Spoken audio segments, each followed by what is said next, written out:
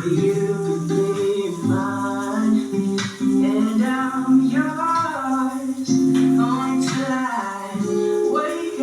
po, natapos na naman po ang pangatlong araw namin sa trabaho. Magandang hapon po sa inyong lahat.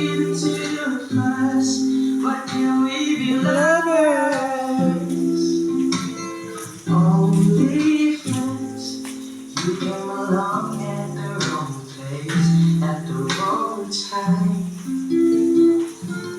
Was it me?